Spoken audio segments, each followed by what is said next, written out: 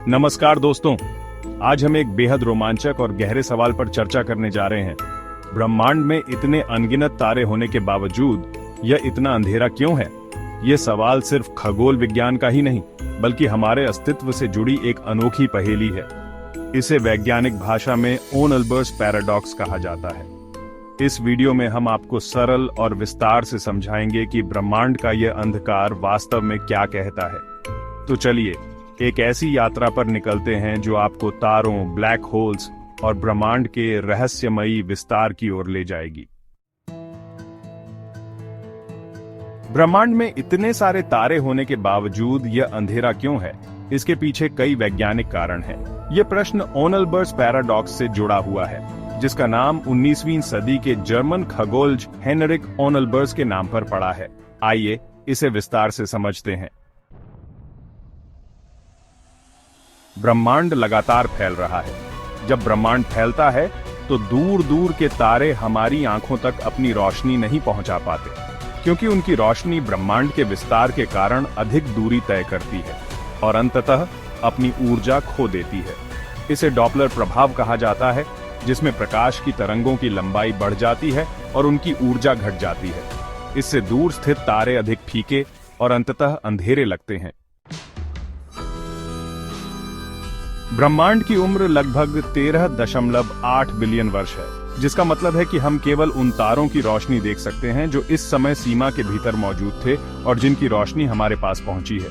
इसका मतलब यह है कि हम उन तारों की रोशनी नहीं देख सकते जो इससे पहले थे और जिनकी रोशनी हमें कभी भी नहीं मिल सकती। इसके परिणाम स्वरूप बहुत सारे तारों की रोशनी हमारे तक नहीं पहुंचती और अंधेरा रहता है। ब्रह्मांड में डार्क मैटर और ब्लैक होल्स जैसे तत्व मौजूद हैं जो प्रकाश को अवशोषित कर सकते हैं। ब्लैक होल्स प्रकाश को अपनी अत्यधिक गुरुत्वाकर्षण शक्ति से अवशोषित कर लेते हैं, जिससे प्रकाश उनकी सीमा के बाहर नहीं निकल सकता। इसी तरह डार्क मैटर, जो प्रकाश को उत्सर्जित नहीं करता है, ब्रह्मांड के अधिकांश हिस्से में मौजूद होता है और यह भी प्रकाश को अवशोषित कर सकता है।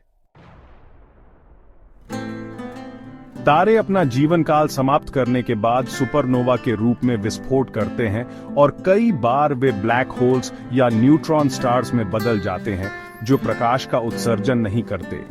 इसके अलावा जो तारे अभी भी सक्रिय हैं, वे हमसे बहुत दूर हैं और उनकी रोशनी हमारे तक पहुंचने में बहुत समय लेती है। ब्रह्मांड में गैस और धूल के बादल भी होते हैं जो तारों की रोशनी को रोक सकते हैं। इन्हें इंटरस्टेलर डस्ट कहा जाता है। जब रोशनी इन गैसों और धूल से टकराती है तो यह उस रोशनी को अवशोषित कर लेती है, जिससे ब्रह्मांड का अधिकांश हिस्सा अंधेरा दिखाई देता है। सच में ब्रह्मांड में इतने तारे होने के बावजूद ये तारे बहुत दूर हैं और उनकी रोशनी हमें नहीं पहुंच पाती। सबसे नजदीकी तारा प्रोक्सिमा सेंटोरी हमें लगभग 4.24 प्रकाश वर्ष दूर है और बाकी सभी तारे इससे भी ज्यादा दूर हैं। इस दूरी के कारण हम केवल कुछ तारे ही देख सकते हैं और बाकी का अधिकांश ब्रह्मांड अंधेरा रहता है।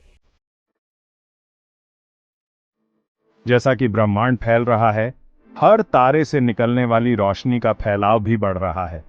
इस कारण तारे के प्रकाश की तीव्रता घटती जाती है, जिससे रोशनी हमें कमजोर और फीकी लगती है।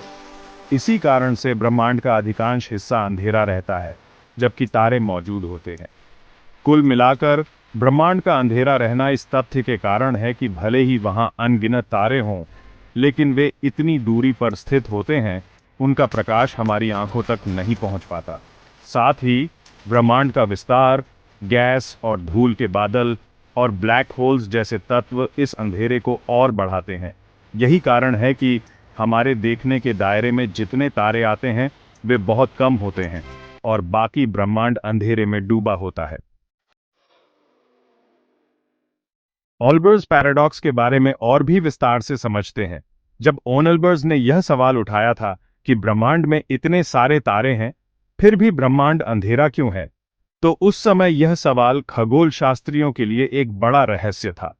इस सवाल का सरल सा उत्तर यह था कि अगर ब्रह्मांड अनंत है और उसकी उम्र भी अनंत है, तो हर दिशा में हमें तारे ही तारे दिखाई देने चाहिए थे, क्योंकि हर जगह तारे होने चाहिए थे। लेकिन ऐसा क्यों नहीं हो रहा है? यह सवाल उन दिनों खगोलझों के लिए उलझन भरा था।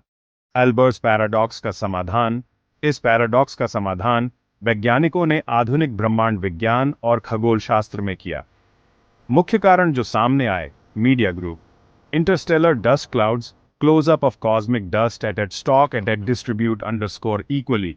ब्रह्मांड में गैस और धूल के बड़े बादल होते हैं जो तारे की रोशनी को अवशोषित कर लेते हैं। इन बादलों को इंटरस्टेलर डस्ट कहा जाता है। जब तारे का प्रकाश इन बादलों से टकराता है तो यह धूल उसे अवशोषित कर लेती है और इससे ब्रह्मांड अंधेरा प्रतीत होता है। इन बादलों के कारण हमें तारे छिपे हुए लगते हैं और उनका प्रकाश हमें दिखाई नहीं देता। ब्रह्मांड में ब्लैक होल्स होते हैं जो प्रकाश को अपनी अत्यधिक गुरुत्वाकर्षण शक्ति से खींच लेते हैं, जिससे प्रकाश उनके बाहर नहीं निकल पाता। इसके अतिरिक्त डार्क मैटर, अदृश्य पदार्थ भी ब्रह्मांड में फैला हुआ है और यह भी प्रकाश के रास्ते में आता है, जिससे अंधेरा महसूस होता है। डार्क मैटर, जो न तो प्रकाश उत्सर्जित करता है और न ही अवशोषित करता है, ब्रह्मांड के अधिकांश हिस्से में पाया जाता है और इससे भी प्रकाश नहीं निकल पाता। ब्रह्मांड के विशाल आकार और उसकी धुंधली संरचना के कारण तारे से निकलने वाली रोशनी फैल जाती है। जैसे ही प्रकाश तारों से निकलता है, यह बिखरने लगता है, जिससे उसकी तीव्रता घट जाती है। इससे भी हमें अंधेरे की अनुभूति होती है, क्योंकि हम केवल उसी प्रकाश को देख पाते हैं जो हमारी आंखों तक सीधे पहुंचता है। समग्र रूप से ब्रह्मांड का अंधेरा होना कई कारकों का परिणाम है। ब्रह्मांड का निरंतर फैलना और उससे जुड़ी रेडशिफ्ट, ब्रह्मांड की सीमित उम्र और तारों की मृत्यु, गैस, धूल और डार्क मैटर जैसे तत्व, ब्लैक होल्स जो प्रकाश को अवशोषित करते हैं। तो दोस्तों, आज हमने जाना कि भले ही ब्रह्मांड में 10 करोड़ ट्रिलियन से भी ज्यादा तारे हैं, लेकिन इसका अंधकार हमें यह सिखाता है कि हर चीज हमारे देखने की सीमा में नहीं होती। ब्रह्मांड के विस्तार, तारों की सीमित उम्र और प्रकाश के बिखरने जैसे कई कारण इस अंधकार के पीछे हैं। यह अंधकार हमें यह भी याद दिलाता है कि अभी भी बहुत कुछ ऐसा है जिसे समझना और जानना बाकी है। उम्मीद है इस वीडियो ने आपको एक नई दृष्टि दी होगी। अगर आपको ये वीडियो पसंद आया तो इसे लाइक करें, शेयर करें और हमारे चैनल रीबर ऑफिशियल को सब्सक्राइब करना ना भूलें। मिलते हैं अगले वीडियो में। तब तक के लिए अपने ज्ञान की सीमा को लगातार बढ़ाते रहें।